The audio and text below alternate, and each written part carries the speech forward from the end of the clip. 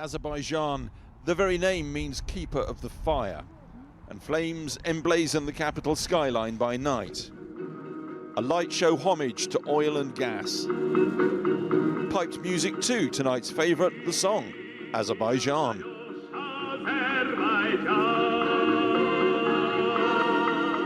A petrostate judged repressive by human rights groups, now hosting the World Climate Conference.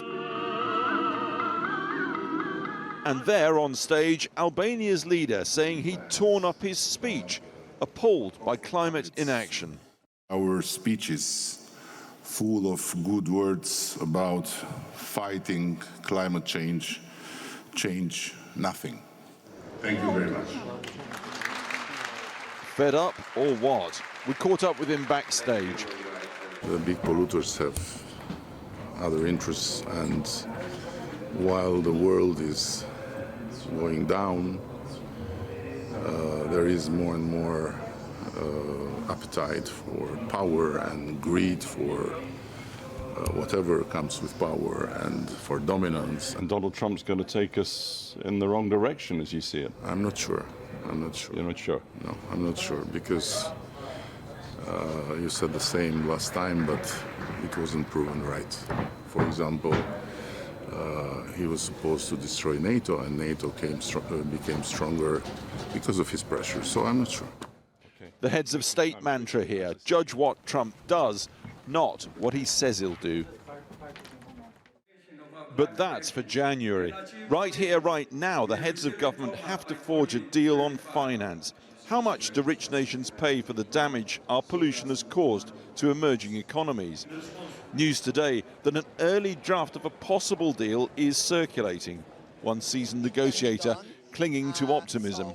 I do remain optimistic. It doesn't mean that I don't recognize how difficult the situation is, how complicated the international scenario is, but I believe that through dialogue and political will, we should be able to go forward. More than 60,000 delegates, yes. Colour, culture, endearing eccentricity. As diplomats here try to cut that global green finance deal, away from here, business is already delivering. It was announced here today that green transition is now worth $5 trillion annually. It's doubled in 5 years. Take African markets like Kenya, for instance, where the green energy has boomed. We have more than 80% of our energy that is powered by renewables. I think 80%? Yeah. Powered by renewables, and this is a continent that still has more untapped potential, especially on solar. So why are we not looking at these opportunities? That's action, that's delivery, not the unmet promises of the COP Global Climate Conference. Consider this, last year's COP big promise to transition away from oil and gas. Well, most countries haven't done it, many are going in the opposite direction. This year's big promise that rich countries pay up for the pollution damage their carbon has caused, well, those talks mired in difficulty. But it's only 3 days into a 2-week marathon. Tonight, the world leaders disappear, leaving it to their Sherpas to do the tough part. And that part will be tough. And as night falls again, ponderous moves echo a conference trying to checkmate promise into action.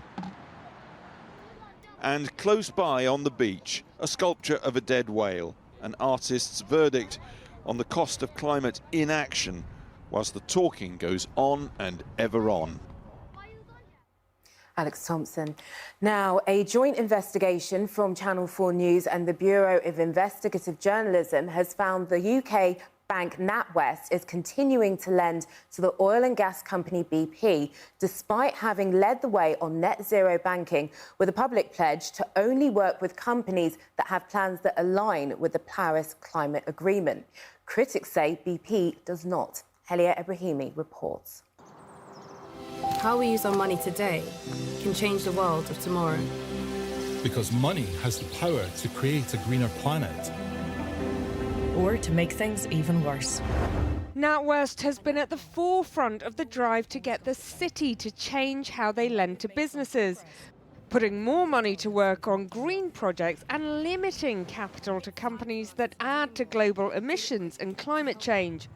They were the lead sponsor at COP in Glasgow. And this is how their last CEO saw their role and responsibility. We want to be part of helping transition and end harmful activity. So for oil and gas companies, which is a relatively small part of our balance sheet, we will only work with companies that have a credible transition plan to net zero.